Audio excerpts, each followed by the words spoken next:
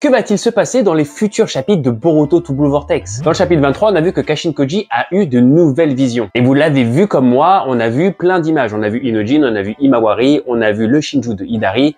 Mais est-ce que vous avez bien tout regardé? Et surtout, qu'est-ce que ces images que l'on voit de Himawari, de Inojin, sur quoi ça peut éventuellement déboucher? En gros, pourquoi est-ce que ces personnages vont intervenir? Dans quel but? Est-ce que ça sera dans des conditions positives? Est-ce que ça sera dans des conditions négatives? Vous allez voir, on va essayer d'analyser tout ça, on va essayer de théoriser surtout avec les informations qu'on sait actuellement et ce sur quoi ça peut déboucher. Une chose est sûre, c'est que si ces personnages-là sont apparus dans les visions de Kashin Koji, si l'auteur nous les a montrés, c'est qu'il va forcément y avoir quelque chose d'important en rapport. On voit tout ça ensemble les potos, c'est parti!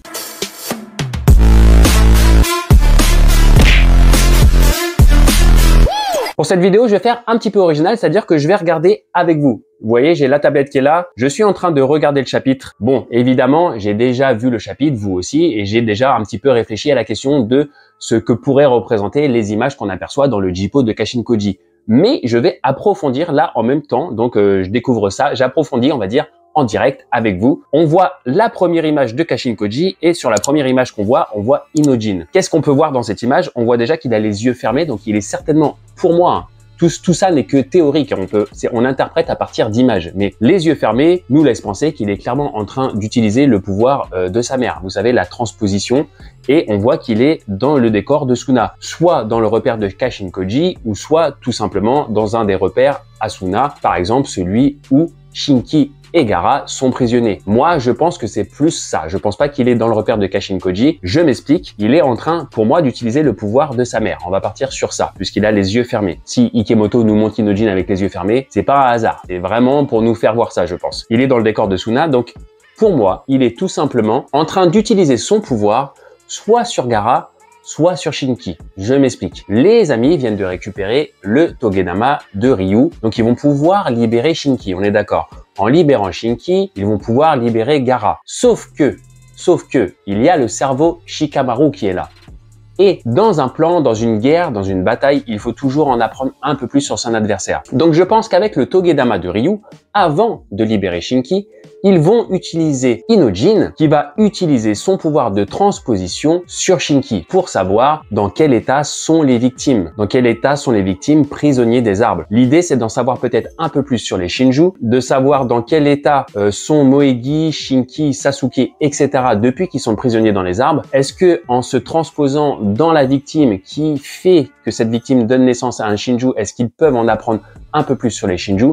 C'est une possibilité. Je pense que Shikamaru peut y penser. Je pense que c'est clairement une possibilité et je vais vous en reparler juste après par rapport à Hidari et Sasuke. La deuxième peut-être possibilité, c'est tout simplement de savoir si Gaara est vivant. Peut-être qu'ils ne vont pas réussir à libérer Shinki, peut-être qu'ils ne savent pas utiliser le Togedama parce que peut-être que Boruto est encore sur le champ de bataille et qu'il ne peut pas leur expliquer. Donc, ils essayent peut-être avec le pouvoir de Inojin de comprendre un peu ce qui se passe, de savoir comment ils doivent utiliser le Togedama. Peut-être en communiquant avec Gaara, juste pour voir peut-être s'il est tout simplement vivant. Mais voilà, je pense pas que Inojin puisse utiliser son pouvoir sur Gaara alors que ce dernier est enfermé dans la boule de limaille de fer de Shinki. Vraiment, j'opte vraiment pour la première option, c'est-à-dire d'utiliser sur Shinki tout simplement pour étudier l'adversaire. Voilà, on étudie dans quel état psychique se trouve Shinki qui est prisonnier de l'arbre avant de le libérer, tout simplement dans l'espoir d'en apprendre un peu plus sur les Shinju.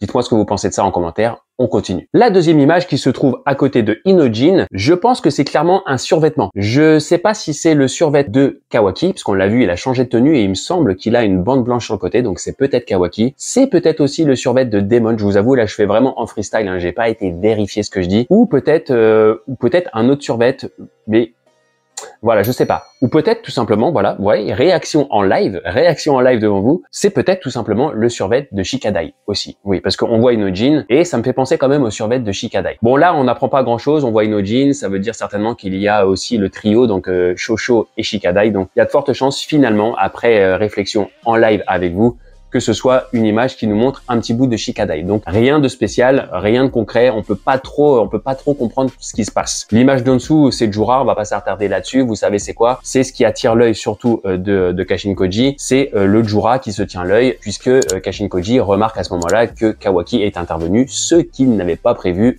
depuis. En fait, c'est un nouveau futur. L'intervention de Kawaki, c'est le plan mis en place par Boruto à la suite de Kashin Koji, donc Kashin Koji ne l'avait pas encore vu. Boruto a influencé le destin. On l'avait compris dans le chapitre 23, donc je vais pas m'attarder là-dessus. Bien sûr, on voit Boruto qui est allongé à terre, c'est le combat contre Jura. Jura qui se tient l'œil, c'est le combat contre Kawaki, voilà, tout simplement. À côté, dans la petite image, on croit deviner certainement un petit bout de Hidari, mais on n'en voit pas assez pour pouvoir expliquer, voilà, clairement ce qui se passe. Par contre, si on descend, on voit Himawari. Là, j'ai pas mal de choses à dire qui sont bien sûr théoriques, puisque c'est une image, je ne peux pas savoir ce qui se passe à travers d'une image, mais pour moi, si on voit Himawari, ça veut dire qu'elle va forcément avoir un rôle dans le futur. Je vous en ai déjà parlé plein de fois. Le fait que Kashin Koji ait dit à Shikamaru il ne faut pas qu'Himawari quitte le village de Konoha, sinon Jura viendra la chercher. À Konoha, elle est en sécurité puisque Jura ne veut pas détruire le village de Konoha. Il est bien trop précieux à ses yeux de par ses connaissances. Donc il faut qu'Himawari reste à Konoha. Si Kashin Koji a dit ça à Shikamaru, c'est de la part de l'auteur pour nous expliquer, pour nous montrer que Himawari, aura un rôle important dans le futur. Que forcément, si Kashin Koji dit Himawari ne doit pas quitter le village de Konoha, vous pouvez être sûr qu'à un moment, Himawari va quitter le village de Konoha. C'est un peu contradictoire, mais clairement c'est pour nous montrer que l'importance d'Himawari, qu'elle doit rester au village de Konoha, c'est pas anodin, c'est quelque chose d'important. Et forcément, si elle reste au village de Konoha, c'est pas intéressant pour nous les lecteurs. Donc voilà, c'est pour donner un côté un peu dramatique, un côté un peu de danger autour de ça. Et si on la revoit là, c'est qu'on y arrive. Pourquoi est-ce qu'elle quitterait le village maintenant? J'ai quelques petites idées. Pour moi, ce qui va se passer dans les futurs chapitres, c'est que il y a une possibilité déjà que Kawaki et Boruto n'arrivent pas à vaincre Jura. Je pense pas que son power-up lui permette de battre Jura. Donc la première possibilité pour moi, c'est que il affronte Jura. On l'a vu, Boruto est vraiment KO. Je pense pas qu'il puisse faire grand-chose dans les prochains chapitres. Donc la première possibilité, c'est que les deux, pour moi, se fassent capturer et soient emmenés au repère de Jura. Il y a une petite contradiction là-dedans, c'est que Jura, s'il capture Kawaki et Boruto, il va forcément essayer de tuer un des deux. Il n'a pas besoin des deux vivants. C'est la seule petite truc qui me dit que peut-être ils vont pas se faire capturer. Mais je pense qu'il va quand même arriver quelque chose aux deux frangins et que c'est pour ça qu'on voit de nouveau Himawari. Himawari pourrait très bien décider d'intervenir pour aller sauver ses frères. Voilà. Bon, je vous ai dit, il y a la contradiction. Donc, cette première option, je la mets vraiment entre parenthèses. La deuxième option, c'est que par je ne sais quel moyen, Kawaki et Boruto arrivent à vaincre Jura et Jura doivent fuir. On l'a vu, Jura, il a la jambe coupée, il s'est fait trancher, il saigne un peu de tous les côtés. Kawaki lui a fait du sale. Boruto lui a aussi fait du sale parce que c'est lui qui l'a tranché la jambe. Il a perdu un œil, c'est avec cet œil-là qu'il utilisait le Bijudama, mais on l'a vu, il peut aussi l'utiliser avec l'autre œil a priori. Mais voilà, la deuxième possibilité, c'est que l'alliance des deux frangins mette Jura à mal et que celui-ci doive fuir dans le repère. Justement, on va y revenir juste après, puisque dans la future image qu'on va voir, on revoit Jura. Je vais vous en reparler. Et qu'est-ce que ça veut dire? Ça veut dire que Jura va se rendre compte qu'il ne peut pas battre Kawaki et Boruto si les deux sont alliés. L'alliance de Boruto et de Kawaki, c'est le plan de Boruto. Et honnêtement, je pense pas que Boruto ait fait ça au hasard. Donc cette théorie est déjà un peu plus probable que la première. Mais du coup, ça veut dire quoi? Ça veut dire que si Jura fuit, Kawaki et Boruto, qui se seront rendus compte qu'ils sont plus forts en étant alliés que Jura, vont tout faire pour le battre. Puisque après tout, leur alliance n'est là que dans un seul but: vaincre Jura et les Shinju. Sauf qu'ils n'ont aucun moyen d'accéder au repère de Jura, vous êtes d'accord? Le seul moyen de faire sortir Jura de sa cachette, c'est peut-être en lui donnant un appât, en lui mettant une cible potentielle qui le fasse sortir, qui le fasse venir. Et cette cible, les potos, ça pourrait être Himawari. Je pense pas que Boruto soit d'accord avec ce plan, utiliser Himawari comme appât pour faire sortir Jura, mais je pense que ça peut être une idée de Kawaki. Et je pense pas qu'Himawari refuserait. Voilà pourquoi on pourrait voir Himawari. Maintenant, la deuxième solution pourrait être tout simplement que Himawari accompagne Inojin et Shikadai et que c'est pour ça qu'elle est sur la même page que les autres. Mais si elle est là en gros plan, c'est qu'elle a quand même une importance dans les événements futurs. Voilà, c'est obligatoire. On continue. La deuxième image qui nous montre le Jippo de Kashin Koji est très importante. Plus importante que la première selon moi. On y voit plein de choses. Déjà, dans la première case, on voit tout en haut à gauche, on voit Mamushi. Mamushi, s'il est là, il a qu'une seule cible, c'est Eida. Et si on le voit dans cette case-là, c'est pour nous annoncer le futur combat Mamouchi contre Eida. Et si vous regardez d'ailleurs juste à côté de la case de Mamouchi, on voit une petite tête, une petite coupe de cheveux au bol avec, si vous voyez, une petite décoloration ici, et vous l'avez reconnu, c'est bien sûr les cheveux de Daemon. Forcément, Daemon, il est là dans un seul but uniquement, défendre sa sœur Eida. Ça nous annonce clairement le combat Mamouchi contre Daemon. Jusque là, vraiment, il y a vraiment rien d'exceptionnel dans ce que je viens de dire. Tout le monde l'avait vu, je pense, et tout le monde avait capté que voilà, ces deux cases-là étaient vraiment dans le but d'annoncer ce combat. J'en parlais juste avant, Jura a pris du sale contre Kawaki et Boruto. Et là, on le revoit les potos. On le revoit dans son repère. Vous voyez clairement l'arbre derrière. Donc, c'est qu'il est retourné à son repère. Première possibilité que je disais juste avant, soit il a réussi à capturer Boruto, Kawaki et les a emmenés dans son repère. Mais je pense que c'est vraiment la théorie la moins probable, soit il a fui parce qu'il était en incapacité de vaincre les deux frangins lorsqu'il s'allie. Et je pense que c'est plus dans cette optique-là qu'on le revoit parce que, honnêtement, je ne le vois pas retourner à son repère si ce n'est pas pour aller se guérir. Là, si on nous le montre à son repère, comme par hasard, juste après qu'on l'ait vu dans l'image d'avant, blessé à l'œil par Kawaki, c'est qu'il y a forcément un rapport entre les deux images. En tout cas, c'est ce que l'auteur veut nous montrer. Je vais peut-être un peu zoomer, mais je pense pas qu'on puisse voir. Si, on voit clairement qu'il a l'œil qui n'est plus blessé à l'œil. Donc forcément, ça veut dire qu'il a réparé. En plus, il a l'air d'être au sol, il a l'air de se tenir debout. Donc forcément, ça veut dire aussi qu'il a réparé sa jambe. Là, les amis, j'en viens à l'image qui est selon moi la plus importante. La vraiment plus importante et la plus parlante. Il y a beaucoup de choses à dire sur ces images, sur ce duo d'images. On voit Sarada qui est dans une case à côté de Hidari. Déjà, si on analyse la case de Sarada, on voit clairement qu'elle a le Mangekyo Sharingan. Mais elle a le Mangekyo Sharingan activé. Elle ne saigne pas de l'œil. Déjà, c'est un premier point qu'on peut dire. Donc, ça veut peut-être dire soit qu'elle n'est pas en train d'attaquer, ou soit qu'elle attaque mais qu'elle est au début de l'attaque. Elle n'a pas de goutte de sueur, donc elle n'a pas l'air de souffrir ou d'être en malaise ou d'être en souffrance, j'ai envie de dire. Et je sais pas ce que vous en pensez, mais que je trouve que son regard, bien qu'elle ait le Mangekyo Sharingan activé, j'ai pas l'impression qu'elle soit en mode ultra agressive, sur la défensive, prêt à combattre. J'ai plutôt l'impression qu'elle a le Mangekyo Sharingan activé au cas où. Vous allez capter pourquoi je dis ça. Je dis ça parce que sur la case d'à côté, on voit Hidari. Et Hidari, vous le savez, sa cible, c'est Sarada. Il n'y a rien de nouveau jusque-là. Mais si on regarde la tête de Hidari, je trouve qu'elle va très bien avec la façon d'être de Sarada. Je ne le trouve pas non plus en mode super agressif. Il n'a pas l'air d'être en mode tueur comme on a pu le voir dans les chapitres précédents. Et le plus incroyable, les potos, le plus incroyable, c'est un truc de fou, c'est sa main. C'est sa main, les potos. Il est comme ça. Et si l'auteur, parce qu'en fait, ce qu'il faut vous dire, c'est que l'auteur, quand il fait un dessin, il fait pas un dessin au hasard. Il aurait très bien pu mettre Sarada et Hidari à côté, il aurait très bien pu mettre Hidari comme ça. Là, il nous a dessiné sa main comme ça, donc c'est quelque chose qu'il veut nous montrer. Il n'a pas dessiné la main au hasard, c'est-à-dire que si on voit Hidari avec sa main comme ça, c'est que l'auteur l'a voulu qu'on le voit un truc comme ça. Et sa main, accouplée au fait qu'ils n'ont pas l'air d'être en mode genre affrontement, est-ce que ça rejoindrait pas la théorie que je vous dis depuis plus d'un an? Est-ce qu'il ne serait pas en train de s'approcher de Sarada, ce qui expliquerait peut-être le regard surpris de Sarada dans l'image d'à côté, et ce qui serait pas en train de faire le fameux signe de Itachi sur Sarada, signe que Sasuke a déjà fait sur Sarada, vous vous rappelez? Et ça rejoindrait parfaitement la théorie que je dis depuis plusieurs mois maintenant, depuis plus d'un an, que je suis persuadé, les potos, que par un moyen ou un autre, Sasuke va s'éveiller en Hidari. Sasuke est beaucoup trop intelligent. Je dis pas qu'il va prendre le contrôle de Hidari, mais je dis que par un moyen,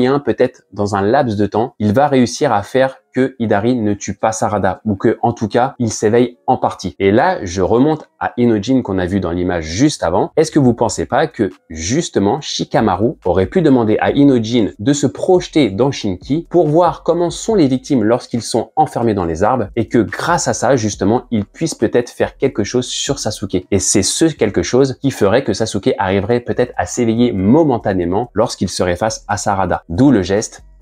Honnêtement, si l'auteur nous a dessiné Hidari comme ça, les potos, j'ai limite envie de dire, c'est flagrant. Peut-être je m'emballe, peut-être que je dis n'importe quoi, ou peut-être tout simplement que l'auteur a connaissance des différentes théories des fans et que là, il est juste en train de nous faire une feinte pour qu'on aille à fond dans cette théorie-là et qu'en fait, il y aura rien du tout. C'est une possibilité aussi.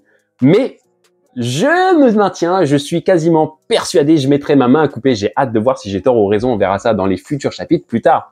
Mais les potos, C'est flagrant. Sérieusement, c'est flagrant, oui ou non? Maintenant, si on s'attarde un petit peu avec les deux cases d'en dessous, honnêtement, pour moi, dans la petite case en triangle là, c'est les cheveux de Moegi. Je vois pas ce que ça peut être d'autre. Et dans la case juste à côté, là, ce sont clairement les cheveux de Shinki. Donc, on a bien le rapport Shinki et Moegi. Et le plus incroyable sur cette image, c'est que sur la droite, vous voyez, on voit encore, je pense, la petite tête de Inojin, mais l'image du dessus, les potos. La première fois que j'ai vu cette image là, je me suis dit, wow, c'est Sasuke. Après, je me suis rappelé que Boruto portait les vêtements de Sasuke. Donc, c'est peut-être aussi Boruto. Mais si c'est Sasuke, je trouve ça étrange qu'on le voie sur le même Jippo de Kashin-Koji, sur lequel on voit Hidari, qui est avec son geste, comme je vous disais, en train de peut-être faire le geste comme ça sur Sarada. Donc, je me dis que peut-être, je trouverais ça un peu facile. Je pense que l'auteur aurait été plus subtil que ça, hein, Ikemoto aurait été plus subtil que ça.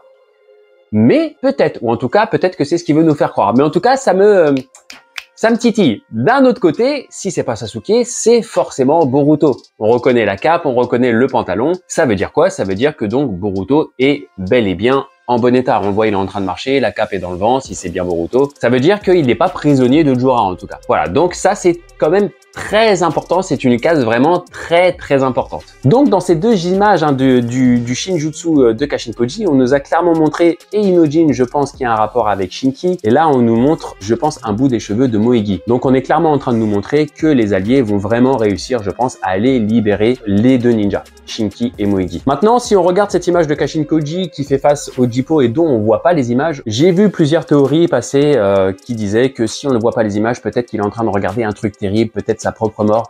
Non. Honnêtement, je valide pas du tout cette théorie. Pour moi, c'est juste que le Jippo est en train de s'afficher. On le voit, hein, on voit les traits noirs du dessin. Les bandes, comme dans les films, sont en train de se dérouler. C'est juste ça qu'on voit. Et après, le regard de Kashin-Koji est figé. Il ne regarde qu'une seule chose. Il regarde le fait que Ujura ait l'œil crevé. C'est tout. En fait, je pense qu'il n'y a pas d'autre chose. Il n'y a pas besoin d'inventer d'autre chose. C'est mon point de vue. Voilà, les amis, pour moi, tout ce qu'on peut tirer comme information des images qu'on nous a montrées dans le chapitre 23 du Shinjutsu de Kashin-Koji, le Jippo, les 10 directions, les futurs éventuels. Si vous avez d'autres théories auxquelles j'ai pas pensé, je vous invite à me les dire en commentaire. Vous pouvez également me dire en commentaire ce que vous avez pensé de tout ce que je viens de sortir. Est-ce que pour vous c'est probable? Dites-le moi en commentaire. Comme vous le savez, je lis tous les commentaires et je réponds à un maximum de commentaires. J'espère en tout cas que cette petite vidéo vous aura plu. C'est une vidéo qui sort juste avant la sortie du chapitre. N'oubliez pas, le chapitre sort le 17 juillet. Il y aura comme d'habitude une vidéo review avant que je parte en vacances. Je suis en vacances le 21. Heureusement, le chapitre sort le 17 parce que s'il serait sorti le 19, les potos, je suis désolé, mais vous auriez pas eu de vidéo. Donc la Shueisha a pas fait exprès, mais elle a bien fait les choses. En tout cas, ça m'arrange et puis j'espère que ça vous fait plaisir. Comme d'habitude, je vous invite à lâcher un maximum de pouces bleus pour donner de la force à la vidéo, pour lui donner un big power up. Je vous invite également à vous abonner si vous n'êtes pas abonné. Sur ce, les potos, je vous dis à très bientôt.